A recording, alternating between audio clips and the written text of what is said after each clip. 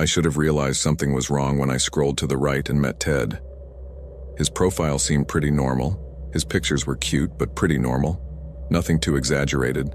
No shirtless pictures showing muscles, no showing off a flashy life, just basic information and a decent profile. Overall, he seemed like a completely normal guy. Nothing weird. We chatted for a few days, and he seemed nice, so after a little over a week we decided to meet for a drink. When I arrived at the pub, I immediately saw him sitting at a table at the back.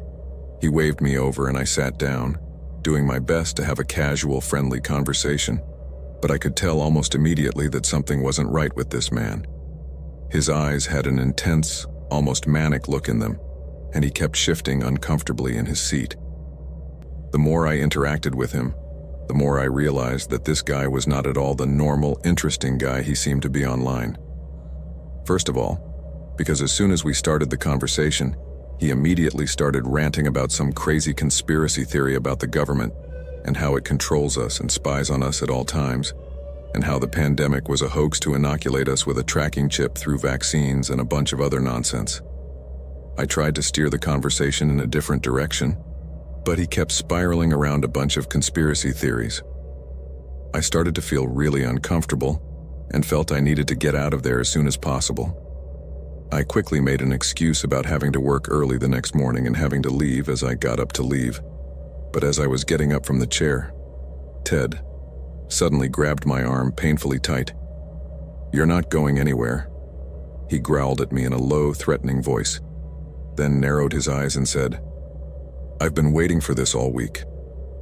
I froze on the spot. My heart started beating frantically. It felt like it was going to pound out of my chest. This was definitely not the same guy I had been chatting with online. This person in front of me was unstable, volatile, and potentially dangerous. The scariest thing is that in all the chats we had online, he showed no signs of being the maniac he really was. On the contrary, he was very cordial and friendly and seemed to be a very ordinary man. So I would never have suspected anything wrong with him. I frantically tried to find a way to get out of there safely. "Please let go of me," I said, trying to keep my voice steady. "I really need to go, Ted." He just laughed. A chilling sound, and without a hint of humor, he then continued, "Oh, I don't think so, if we're just getting started." Ted pulled me back towards the chair. His grip on my arm tightened like a screw to wood. I winced at this and panic set in as I realized I was completely at his mercy. I immediately scanned the bar, hoping that someone would notice what was happening and come to my aid, but the place was almost empty. Ted leaned in very close to my face, so close that I could feel his hot breath on my face. "You know I've been watching you for a while. I know everything about you, where you live, where you work, your daily routine. Did you really think I wouldn't find out everything? I got you, Sarah." At that moment, I felt like I was going to faint. This guy was completely unhinged, and I was stuck with him. I needed to escape, and soon, before it was too late. But I had no idea how. I racked my brain trying to think of some kind of escape plan, to no avail, when suddenly Ted stood up and pulled me up with him. "Come on, let's get out of here," he growled at me again, dragging me with him towards the exit. I stumbled after him as he pulled my hand too hard, forcing me to follow him. My mind was racing. I had to do something, anything to get away from this guy before God knows what happened. As we left the pub, I could see a group of people a few blocks down the street, and without thinking, I started screaming for help. I screamed as loud as I could, and then Ted turned around, his face contorted in anger, and then I watched in terror as his hand shot up before he smashed it into my face with such force that I almost fell to the ground with the impact. I cried out in pain, feeling momentarily dazed by the heavy blow. However, at that moment I felt his other hand loosen its grip a little, and even feeling dizzy and shocked, I realized that this was my chance to escape. So, with a quick movement, I released my arm from Ted's grip and ran away as fast as I could, zigzagging between the parked cars on the street. As I did so, I could hear him screaming and thundering behind me. But I dared not look back. I ran until my lungs burned and finally ducked into an alley and hid behind a dumpster, praying he wouldn't find me. After what seemed like an eternity, the sounds of my pursuit slowly faded away. It was only then that I came out of hiding. My whole body was trembling. I had finally managed to escape from that sick man. But I knew I couldn't stay there forever. I had to get to a safe place, call the police and report this psychopath carefully. I left the alley and began to hurry down the street, constantly looking over my shoulder. I didn't stop until I reached a well-lit and crowded area, where I ducked into a 24-hour restaurant and called the police. The officers arrived within minutes, and there, with my voice still shaking from nerves, I told them the whole ordeal I had just been through. After that, the cops drove me to my house, and for the next 2 days, there was a patrol car watching the adjacent ones, as I told them everything he told me about how he had been spying on me and knew practically everything about me, including where I live and where I work. Fortunately, the police were able to locate Ted and arrest him 2 days later, and it was then that I learned that he had a criminal record, having been arrested twice for violent behavior, harassment, and sexual abuse. It turns out that I wasn't the first person he had dated through dating apps and had engaged in this type of behavior with. This was a scary revelation, and I couldn't help but feel incredibly stupid for not seeing the warning signs. This incident marked my life, and the aftermath was devastating for me. In the days and months that followed, I was a nervous wreck. I lived in constant paranoia, feeling stalked all the time. I also had nightmares very often, most of which were about Ted showing up out of the blue and hurting me. Because of this, I deleted all my profiles on dating apps and vowed not to use those apps ever again, as the thought of another encounter like that turned my stomach. So I preferred to avoid any possibility.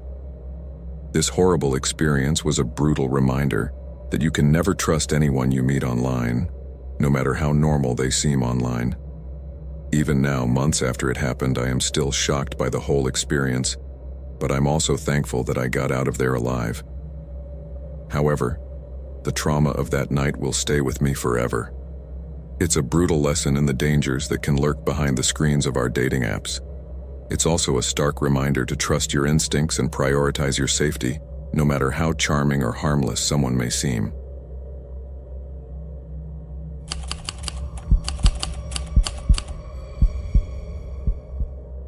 It was late at night when I received an alert on my phone. I was about to fall asleep, in that limbo where you're half asleep and half conscious, but when I looked at my phone screen, I couldn't believe it. I had just matched on Tinder with the most beautiful girl I had ever seen. She was a 22-year-old blonde named Samantha. Although I didn't think much about it at the time, probably because I was blinded by emotion, the truth is that I should have suspected something was going on from the beginning. I mean, I'm not what you would normally consider an attractive guy, not like the other guys on Tinder. I'm just an ordinary guy. I don't have big muscles or squares on my abdomen, nor do I have money. I just work in an office and earn a salary that allows me to live decently, anyway. What I mean is that I'm not the kind of guy that a woman like her notices, if you know what I mean. If I was in a bar and struck up a conversation with a girl like her, maybe I'd have a chance of her liking me. But that's not very likely on these dating apps, where it's all about looks. But if it's already unusual for someone like Samantha to notice the profile of a guy like me, it's even stranger when she's the one making the first move. "Hey handsome, good night," this first message read.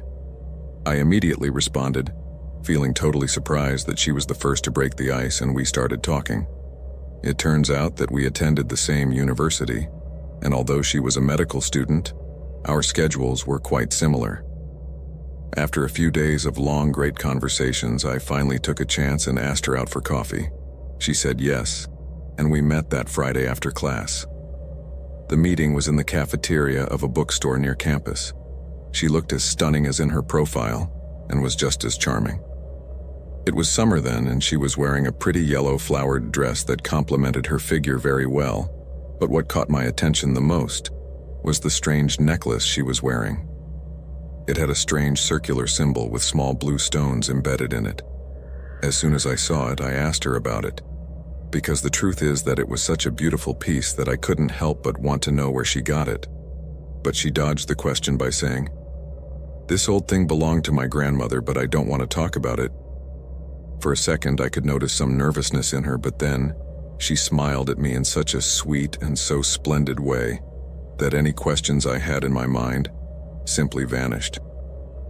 We continued talking and having fun with stories about school when I noticed a man at a distant table looking at us. No, looking at me. The man had a strange-looking face. It was weird that I hadn't noticed him until then. He was wearing all black and I couldn't really tell from a distance, but he looked like he was wearing a necklace and it looked like Samantha's. The guy had half of his face covered with a scarf as if he had been terribly burned and really looked out of place in the cafe. When he noticed I was looking at him, he immediately looked down at his phone, but then I caught him looking at me several times. I got a little scared, so I decided to cut him off. I felt really weird. From that moment on, I noticed something weird. Samantha was nice, maybe too nice, and this other guy was really intimidating. So I made up an excuse and left. Before I left the cafe, she gave me her Instagram and asked me to follow her, so I did. On the way home, I looked at her feed, and if I didn't know she was a medical student, I would assume she was a supermodel because of all the spectacular photos she posted. They were mostly provocative photos and she always looked really great. Later that night, Samantha sent me a text message that said, "Hey, it was weird the way you left today. I hope I didn't do anything to upset you." I replied that it was fine, I just felt a little weird and had to get out of there, but that she was great. And she said she would love to see me again. I told her that was fine, and that I would love to see her again too. Then she replied, "Oh great, because I know it's too soon for a second date, but a friend is playing a show with her band tonight, and I'm looking for a +1, would you be interested?" I couldn't resist that, so I said yes and started putting together an outfit. I went out that night and saw something strange outside my apartment. A black van and the man behind the wheel was looking at me. I didn't get a good look at him. It was too dark, and he rolled up the window when he caught me looking at him. I started walking towards the bus stop. I could have sworn someone was following me because I could hear footsteps behind me hurrying. But when I turned around, I couldn't see anyone there. I looked toward my building and the van was gone, but I never heard the engine start and run. I told myself I was imagining things and played it down. Finally, the bus arrived and I got on, and standing there, that's when I realized something terrible was going to happen. Samantha was standing there on the bus between the real seats. I was surprised to see her, and for some reason I knew that wasn't a coincidence. Then I turned and looked at the bus driver. It was the same guy from the coffee shop, with his face horribly scarred and a terrible smile on his lips. At that moment, Samantha said, "I'm so glad you made it." She too had a sickly smile on her face. There were other people on the bus, but they all wore black and wore the same necklace she had around her neck. I knew this was not good at all. It was more than clear that this was a trap, and suddenly I felt the need to run to jump off the bus, but it was moving, and at that moment, someone behind me, one of the men in black, grabbed me from behind, pinning me to the seat, while Samantha approached me with a needle in her hand.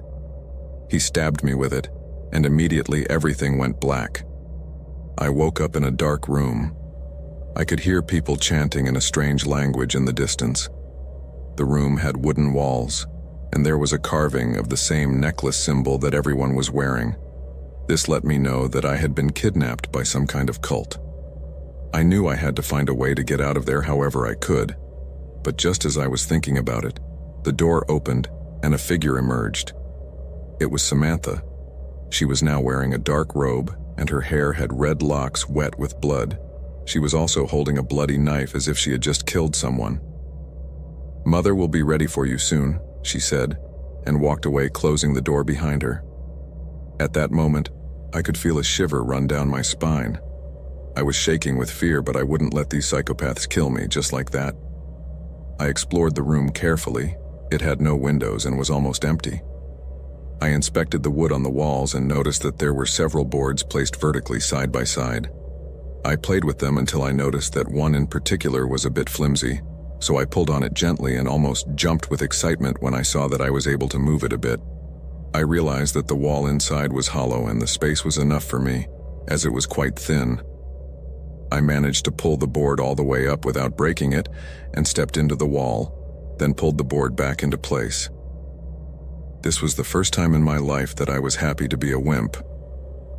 About 20 minutes later, I heard the door open, and then a male voice yelled, "Where is he?" Logically, Samantha was there too. "He was right here, I swear," Samantha said. "Move and find him," the male voice yelled back in a fury. "Mom will be mad if we let anyone go," the man continued. Soon everyone left the room, but I didn't hear the door close.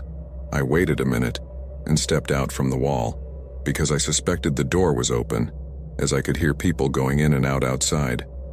I wasted no more time and left the room, and then found another door open at the end of the hallway. I went inside and discovered that it was a kind of storage room. There were robes and books there. I took a robe and disguised myself as one of them. I also saw that there were several knives and other objects that I could use to defend myself. "Mom will be mad if we let anyone go," the man said, and soon everyone left the room, but I didn't hear the door close. I waited a minute and stepped out from the wall because I suspected the door was open, but I could hear people going in and out outside. I left the room and found another door open at the end of the hallway. I went inside and found that it was some kind of storage room. There were robes and books there. I took a robe and disguised myself as one of them. I also saw that there were several knives and other objects that I could use to defend myself. So I took a small blade. I had never hurt anyone before, but I was determined to escape from that place however I could. And if someone got in my way, unfortunately for him, it would be my first sliced throat. I came out with the knife tucked up my sleeve. The house looked like an old house of the kind you see in 1930s horror movies, and there was so much chaos around that no one seemed to mind my presence. There were people in robes running up and down the halls, so I tried to mimic them, keeping my head down, hidden in the hood of my cloak, and gripping the knife tightly. I started down a huge staircase and could see the front door of the house I was about to escape from, but as I was about to cross it, I heard a scream behind me. It was her. I turned around, and there was an old woman behind Samantha. I guess it was the Blessed Mother they were talking so much about. But I didn't have time to find out, because I ran as fast as my legs would go and went through the old door like a bullet with the cult members running after me. Right now I don't remember the details of the place. I didn't have time to admire the scenery much. I only know that I crossed a stone road, a small forest, and arrived at a parking lot, which, to my surprise, was full of luxury cars, all black. This pile of crazy people, whoever they were, had a lot of money. As I approached that spot, I noticed a man smoking a cigarette next to one of the sports cars. The car door was open, so I saw my perfect opportunity. I threatened him with the knife until he handed me the keys, climbed into the driver's seat, and went through the front doors, taking the bars with me. For a microsecond, I felt sorry for damaging the body of that spectacular ship, but it was just that, a microsecond. As I sped out of the enclosure, I could hear the other cars behind me, but this thing was fast, so I lost them very easily. After leaving, I did not return to my old apartment, but drove straight to the nearest police station and reported what had just happened to me. To my surprise, it seems that the authorities had been investigating this group for some time, since in the last year there had been several disappearances, and according to the testimony of an anonymous person, everything pointed to the fact that it was a kind of sect that kidnapped people to sacrifice them. A few weeks later, thanks to all the information I was able to give them, the police managed to identify the man with the burned face, probably because this was a very easy sign to recognize. I also gave them the address of the place where they were meeting, and fortunately, once they caught this man, they forced him to give them information about the other members of the sect, so several of them were arrested in the following days, among them, Samantha. These people were brought to trial a year later, and several of them were sentenced to life imprisonment for the kidnapping and murder of at least 10 people, although it is believed that the victims were more. I think it goes without saying that this was the most traumatic experience of my life, something I wish I would never have to go through again, and that no other person would ever have to. Looking back, I realize how close I came to having become just another victim of this bunch of psychopaths, and the most shocking thing is that so far, I am the only known survivor of this group's activities.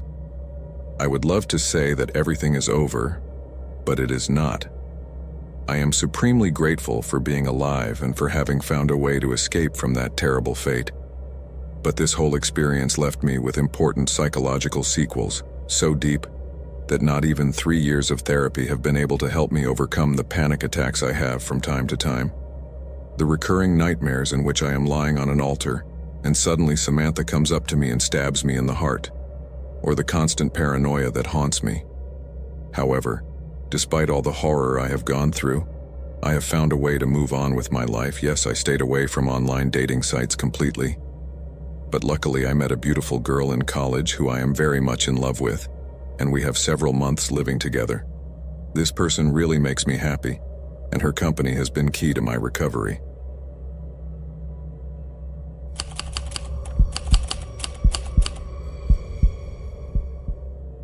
I had never considered using a dating app before. The idea of swiping left or right based on a couple of photos and a brief bio seemed absurd, but after more than a year of being single, unable to meet someone organically through my group of friends or daily life, I was beginning to reconsider my judgments. My friends were always telling me that I should try the apps, as many of them used them and had done very well, and one of my co-workers told me how. You just have to wait for a few failures before you find someone great. My cousin met her husband on Tinder, and now they are married and have 2 kids. At first, her persistence just annoyed me, but after so long alone, I started to fall apart. I was so tired of having no one to go to dinner and movies with, no one to travel and make memories with, that I truly longed for a partner to share life's ups and downs with. So one night, with a glass of wine in hand, I downloaded a popular dating app and half completed my profile, thinking it would be a fruitless endeavor anyway. After a few taps, I was done. I expected to do some casual swiping, get no matches, and delete the app in a couple of weeks after I had proven my assumptions correct. But that pessimistic premonition was quickly shattered, because that first night, my phone started working, and to my complete surprise, my phone kept lighting up, receiving notification after notification. I was getting matches and messages right away. I have to admit that the initial buzz of seeing those matches made me excited was a huge ego boost, even if I knew the physical attraction was superficial. That night I exchanged a few messages with some guys who seemed decent enough, but one conversation in particular caught my attention too much, and that was one I had with a guy named Jimmy. His photos showed an attractive face with kind eyes and a warm smile. He seemed relaxed and funny in his text messages, and he made me laugh out loud at some points. When a guy acts funny and makes you laugh, it's always a good sign, because it's not just about good looks and attraction. There should also be compatibility and camaraderie in a couple, and in that sense, Jimmy was shaping up to be the big winner of my interest. After several days of pleasant conversation and enjoyable banter, Jimmy suggested that we meet in person. I was hesitant at first, but he assured me that we would do something no pressure at his apartment, where we could talk and get to know each other better. He seemed considerate and trustworthy, so I agreed despite the little voice in my head telling me that going to a perfect stranger's house was not a wise thing to do. But unfortunately, I didn't listen. The day of the date, I was very careful to get ready. I really wanted to look beautiful. You know, the first impression is the most important. So I decided to fix my hair and make a nice makeup. Nothing exaggerated, but that would highlight my best features. I was really excited to meet Jimmy, and when I was finally ready, I felt a lot of butterflies, because I was really sure that this date was going to be great. I had high expectations for this night. The Uber dropped me off in front of his apartment and I went up to the 4th floor. Before knocking, I took about 5 deep breaths and he gave me a little pep talk to calm my nerves a bit. Only then I started knocking on the door, and to my surprise, it took only 2 knocks for him to open the door. It was as if he had been behind the door waiting for me to arrive. He greeted me with a big smile and a very warm hug, while he showed me the tidy apartment. Until that moment, everything went well. The place was very nice. He was a neat guy and his welcome was quite warm. But everything started to get weird when we sat on the couch and he started to ask me a series of anxious questions, one after the other, almost without breath. What was my job? What if I had siblings? Where were my parents? Who I lived with, or if I was alone, etc. I tried to keep up, but felt too uncomfortable with this intensity from someone I had just met. Our funny banter online, was replaced by an almost aggressive curiosity on his part that was consuming the moment and turning our first encounter almost into a police interrogation session. What I didn't know was that it could get even worse, as at one point, he began to steer the questions into much more intimate territory. Out of nowhere, Jimmy started asking me about past relationships, childhood traumas, things I had done in my life, and the like. No matter how many times I tried to bring the conversation back to a friendly and cordial tone, because he would always return to the questions in bursts and would get frustrated when I would evade the question or try to change the subject, but then the intensity escalated into the sexual realm.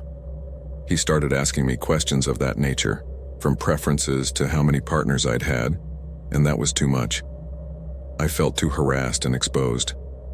He was behaving in a very different way than our conversations had been, and it was bordering on disrespectful. At that point, I knew I had to get out of there, so I let him know that I was not feeling comfortable and that I wanted to leave. He protested as he pulled me out of the chair and told me that I could not leave because we had not yet had dinner. He claimed that he had worked too hard to prepare dinner for me to leave without even tasting it, and said he thought it was very rude of me. I ignored him and went to the door, but when I reached out to open it, he grabbed my wrist hard and said, "Don't leave yet." Jimmy said these words in a low, gravelly tone, his teeth clenched as he squeezed my wrist tighter as he did so. At that moment, I looked up to look at his face and realized that his expression was one of restrained fury. A shiver ran through me from head to toe, and I began to feel very terrified. On pure instinct, I screamed and he let go of me, probably from shock. Then I stomped on his foot and he stomped hard on my foot, and this gave me just enough time to break free and run down the hallway towards the stairs. I ran down and out of the building without stopping until I was several blocks away. I struggled to catch my breath and called an Uber with my hands shaking from adrenaline. That night I deleted my profile from the dating site and deleted the app. I know my friends meant well, but this experience taught me that this was definitely not the way I would meet my new partner. Going on online dating is a game of chance. At the end of the day, you don't really know who the person you're about to meet is, and I'm not trying to say it's bad. I just don't think it's for me. While I hope to find love someday, I would only look for it through reliable connections, i.e., someone I meet at work or college, or by chance anywhere, or maybe if my friends wanted to introduce me to someone interesting. But for the moment, I'm content being on my own, rather than risk repeating creepy mistakes like this. In the weeks following this incident, I was withdrawn and nervous.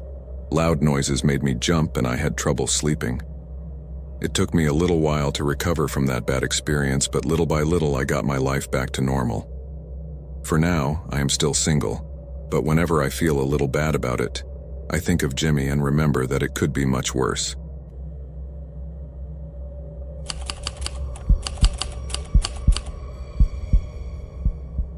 Imagine trying to be tender for the first time and having something like this happen to you.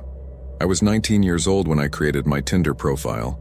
I was stuck at home all the time, and this was really my only option to find someone for myself. Clearly, if I'm writing this right now, it's because I definitely found something very different from what I was looking for, and I'm pretty sure no one would want to find someone like that.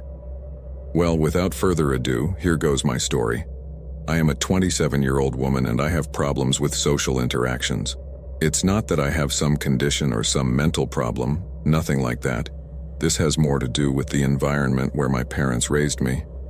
We don't live in the best part of town, and my parents moved here before I was born, so I guess the first time they heard about a car being broken into, they decided they were going to indoctrinate me to be afraid of the world. That's probably why I talked to this guy online for over a year before deciding what was safe enough to meet in person, and even then, I didn't give him my home address. But he just happened to pick me up a couple of blocks up the street. Seeing him for the first time gave me a good impression. He looked like a nice guy, in fact. That's how he referred to himself in his profile, something I thought was funny. Andrew was tall and good-looking, but overall pretty normal. When we met for the first time, there really wasn't that much of an impression. As I told you, we had over a year of talking through messages, so you could say there was some trust. Our date went well up to a point. The first stop was a gas station, because I had one of those trucks that consumed a lot of gas, and probably got 6 miles to the gallon. I'm not materialistic, nothing like that was ever mentioned again. But our date went well up to a point. The first stop was a gas station, because he had one of those gas-guzzling vans that probably got 6 miles to the gallon. I'm not materialistic. He could have picked me up on a bike and I wouldn't have minded. But I thought it was a little ridiculous to have to fill up his gas tank every few miles. I offered him gas money for picking me up, but he seemed to be on the women who don't pay side. Okay, if that's the way you want it. I asked him one more time and he just wouldn't take it. So that took the guilt off my shoulders about what he was going to spend on me. After there, we headed to a nearby park to sit and get to know each other. There was really nothing to do but that, until the park started to fill up with people. Then neither of us wanted to be around a crowd of people. We were both hungry anyway. He asked me several times if I was hungry, and even though I answered yes each time, he seemed a little evasive on the subject. In the end, we ended up going to McDonald's. I didn't have a problem with this. My digestive system was who was going to have it the next day, but it was where he took me and I didn't want to be rude. Plus I was hungry and would eat anything. Up to this point, Andrew had been very nice to me, well-mannered, and talked a lot about how he was in relationships, but everything he was telling me felt too good to be true, but I accepted it anyway, and since I was only in my early 20s, I really didn't know what a red flag smelled like. In fact, I'm 27 now and just learning it. Andrew and I went in to place the order as his truck would probably have run out of gas waiting in line. I got a little nervous because there were too many people in the restaurant. Well, it was McDonald's, so it's pretty much expected to be packed, so we quickly placed an order and sat at a table in the back. When they called our order number, he went to get it. So far it seemed to me that he was trying to be a gentleman with me, in his own way. But at least he was someone nice and was being gracious. We sat there and ate while having a good time. We were there for about an hour between eating and chatting. By then the sun was setting and soon it would be time for me to head back home, as I had to get ready for college and work the next day. As we left the restaurant, we started heading towards his truck, and sure enough, someone tried to run us over. I stepped aside, but Andrew didn't, and I was slightly hit by the front of the big van. The guy driving the van rolled down the window and started yelling at us, but mainly at Andrew. He wasn't far behind and started yelling back at him. This started to get on my nerves, but I wasn't really listening to what they were saying to each other, because I was more focused on listening to my heartbeat that was going too fast, and I felt that at any moment it was going to fail me, while they kept yelling at each other. As I told you before, I am someone who grew up in a dangerous neighborhood, and the truth is that violent situations make me very anxious. I am one of those people who in the middle of a fight are able to faint, so I try to avoid at all costs this kind of stressful situations, and the thing is that being there at that moment was starting to make me sick. At a certain point in the discussion, I noticed that the guy had opened the door and started to get out. But that didn't happen, because when I saw that the guy got out of his car and challenged him to fight, or so it seemed, Andrew ran out, got into his truck, turned it on and accelerated at full speed, leaving the place and leaving me completely abandoned there. When I saw him turn the corner, I couldn't believe it. I was completely dumbfounded. But besides that, I felt terrible and very embarrassed, because immediately everyone in the place turned to look at me, and I told them that it was full of people. At that moment, I sat down on the floor feeling really weak. My breathing was very agitated and I was starting to hyperventilate. At that instant, the guy in the van came up to me to ask me if I was okay, and I said yes, just a little stressed about the situation. Then he asked me nicely if I needed help, which was starting to confuse me, because up until a couple of seconds ago I was upset yelling at Andrew, but things are not always as they seem. It turned out that when he rolled down the window, he just asked Andrew if he was okay, and none of the screaming was caused by him. The van was pretty loud, so he had to yell over that noise to get through to Andrew. But Andrew started yelling at him and calling him names, and actually when he started raising his voice, it was to explain over the screaming, plus the sound of the van, that it had been an accident, and he didn't mean to hit us on purpose, he just didn't see us. Actually, the only one who thought there was a fight was Andrew. The man was kind enough to bring me a glass of water to calm me down, and then offered to drive me home in view of the fact that my date had left me stranded, which is why he apologized, as he felt a bit bad because he thought it was his fault, that Andrew had panicked and taken off, leaving me behind. But none of that was his fault. Andrew was a coward, and at the first sign of danger he ran away to save his skin, not caring in the least about leaving me stranded. I tried to communicate with him again later, but he blocked me on everything.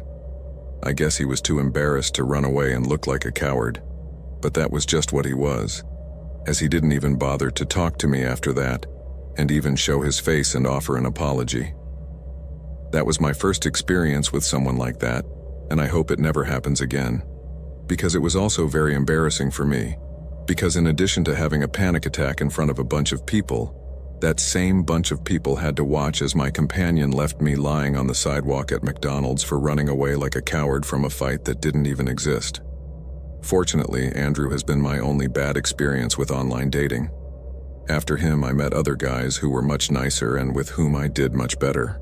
And in the worst case, it just didn't work out.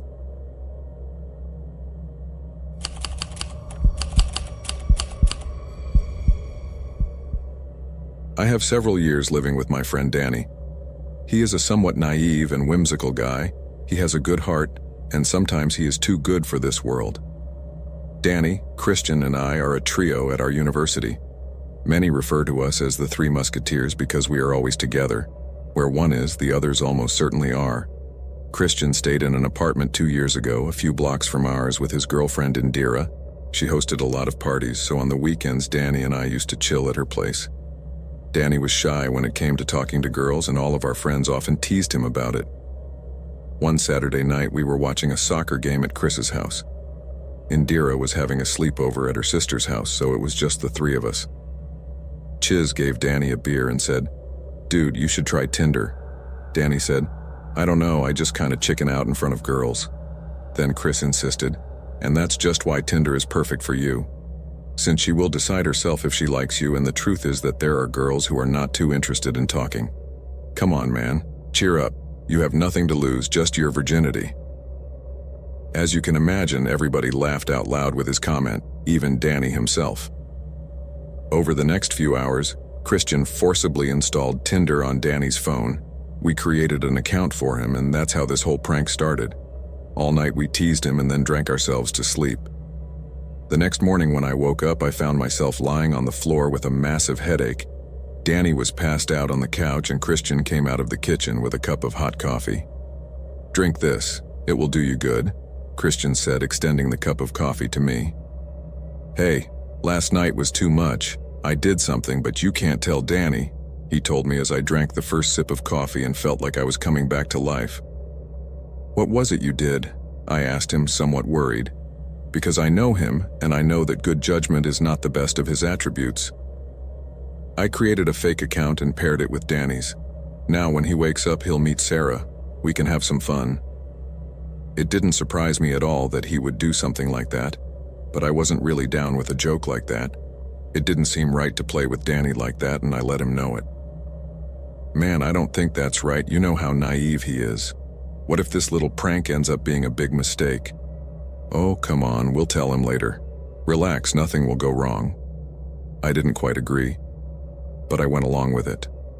After that day, Chris started texting Danny from his fake Sarah account, and for a while, Danny couldn't believe his luck. We were sitting in the college dining hall one afternoon when Christian asked, "How's everything going with you and Sarah?" So Danny said, "I can't tell. She texts me at random times and her profile picture doesn't show her face." Then Chris said, "Who wants to see her face?" And we all started laughing. In truth, Sarah's fake profile just showed a girl with a lush and very attractive body. Danny told us, "I just wish I could meet her and talk to her in person." Well, I think it's too soon. They just started talking, and like I said, they're waiting for her to ask you out, Chris said. "Really? And what do you think, Matt?" I hesitated to answer, because now I'd have to make something up too, so I simply said, "Yeah, you should wait for her to make the move." "Well, if you say so," said Danny. After this interaction in the cafeteria, I took Christian to the side of the hallway and demanded that he end the joke and tell Danny the truth.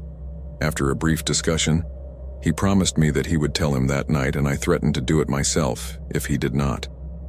I took a shower, and heard Danny's phone ringing with messages. I thought, damn, he's still doing this. Then I went out to pick up our dinner at the nearby Chinese restaurant. But before I left, Danny stopped me at the door and asked if I took the keys. I said no, and he told me to take them because he had to leave, as he had arranged to meet Sarah in a moment. He told me that she had sent him a text message to meet at the city park. Immediately, I thought that finally Chris had summoned him to tell him the truth, so I had to follow his stupid game for the last time, and I told Danny to leave the keys under the mattress. I called Chris one last time to give him a warning, but he didn't answer, and realizing he was ignoring me, I called his girlfriend Indira. As he answered, I couldn't hold back any longer and told Indira to tell Chris to please stop this lie.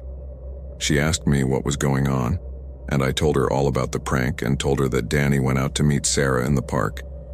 Then I started to tell her how upset I was with Chris for what he was doing, and how disrespectful and cruel it seemed to me that he was dragging this stupid prank for so long. But then Indira interrupted me and told me that it was absolutely impossible that Chris had quoted Danny. He could not send messages to him because he had lost his cell phone a few hours ago when he was coming in the bus. Someone got on and stole it. This really puzzled and worried me. I mean, if it wasn't Chris, then who had quoted Danny? I didn't even let Indira finish the last sentence and ran out to the park. It was almost 7:30 at night, and the offender who had stolen Chris's phone had now used the fake profile to meet Danny. I prayed to God for their safety. I wasn't looking anywhere. I was just pushing people out of my way and running at full speed. In 7 minutes, I reached the gate of the park. There was no one around. I started looking everywhere in that huge deserted park and started shouting Danny's name over and over again, but I heard nothing. I must have searched for a minute when I heard voices coming from the distance. Slowly, I tiptoed over to a bush and looked in, and what I saw made my heart race 1,000,000 times. Danny was unconscious on the ground under a tree, and a man lunged at him. There was a large wound on Danny's forehead, and a bloody rock was next to him. It looked like this man hit him in the head unexpectedly. The man looked very strange. He was looking at my friend's face with a hungry look on his face. At first glance, I thought he was probably planning to rob him, but what he did next made me nauseous. He inserted his fingers inside his drooling mouth, and then inserted them full of his disgusting saliva into my unconscious friend's mouth. He seemed to be enjoying that, and his twisted face clearly showed his sick intentions, but there was no way that was going to happen. I thought the man might be armed.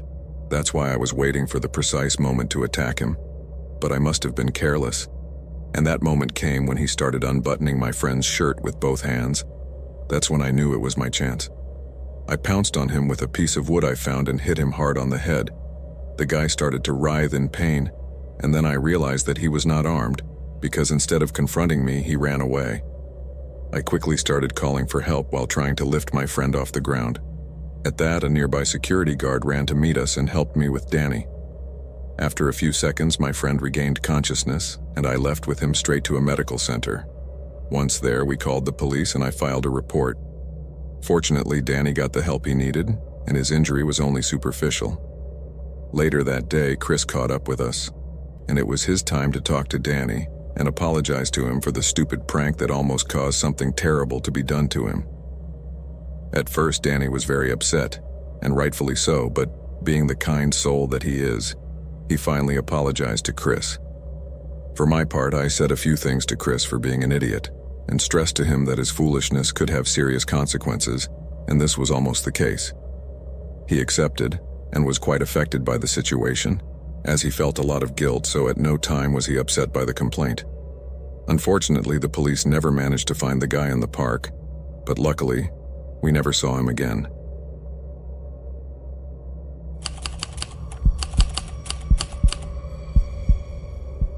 I don't remember exactly why I downloaded that dating app. I don't know if it was out of curiosity, or maybe out of boredom. What is certain is that there I was, sliding my finger to the right over one photo after another. My eyes stopped on a profile that promised adventure and mystery, an experienced climber, a lover of old books, and with a smile that I found captivating on the small screen. We decided to meet at a cafe near my house. I dressed up more carefully than usual, obviously. I wanted to look nice, I was a little nervous but excited. When I arrived at the place, I found him sitting in a corner, reading a hardcover book. Our conversation flowed easily. We talked about travel, about books, about our dreams. I felt comfortable next to him, and for a moment I thought I had found someone special. After a while, he invited me for a walk in the nearby park. I accepted without hesitation. The night was warm and the moon was illuminating the path. As we walked, he told me about his mountain expeditions and outdoor adventures, assuring me that he was a great lover of nature, and that was why he did what he did. He also told me about the sensations he experienced when he was at the top. I was fascinated by his stories, but also a little scared. He was an intense man, with a deep gaze that sometimes made me uncomfortable. Suddenly, he stopped and grabbed my hand. His eyes bore into mine and he told me he wanted to show me something. He took me to a secluded spot in the park, a small clearing surrounded by trees. There, he lit a fire and sat down next to me. He brought out a bottle of wine and 2 glasses. I felt a little unsure, but I didn't want to seem rude. The conversation changed radically. He stopped talking about his adventures and started asking me very personal questions. I felt more and more uncomfortable, but I didn't know how to escape the situation. His questions became more insistent, more intrusive. He told me about his fantasies, about things that made me feel disgusted. I tried to change the subject, but he wouldn't listen to me. Probably my evasive, unresponsive behavior to his insinuations made him feel frustrated, and suddenly, he approached me and grabbed my arm tightly. He told me he wanted to take me to a special place, a place where we could be alone. I shook my head and tried to get up, but he held me tighter. I felt trapped, terrified, and at that moment, out of pure instinct, I kicked him in the crotch, and this made him let go, so I finally managed to break free from his grip and ran away. I ran as fast as I could without looking back. I didn't stop until I reached the exit, and after getting some air, I kept running towards the road. As I was running through the park, I could hear his footsteps running behind me, but at one point he just stopped, but I kept looking back every now and then to make sure he wasn't following me. While I was on the road, I began to wave at every car that passed by. Fortunately, one stopped. It was a woman who was driving. I told her what happened to me and she took me straight to the police station. Once there, I filed a report and told the officers everything that had happened to me, from the moment I met this person to the moment she took me to the park. That day, I returned home feeling terrible, nervous, and terrified. I locked all the doors and windows and didn't go out for days. Fortunately, I was on vacation, so there was no need to leave the house if I didn't want to. A few days later, I got the call from the police. He had finally been found and arrested, and while this gave me some relief, I couldn't help but still feel a little paranoid, but I guess that's normal. As traumatic as this experience was, I didn't delete my profile on the app and continued to meet people online, albeit with much more caution. And the truth is that it was quite some time before I was encouraged to date again. This experience left me scarred, but it also made me stronger. I learned to trust my instincts and not to let anyone make me feel uncomfortable or insecure. And, above all, I learned that not all people are as they seem. Since then, I'm much more cautious about meeting new people online. I always meet in public places and let someone I trust know where I'm going and with whom.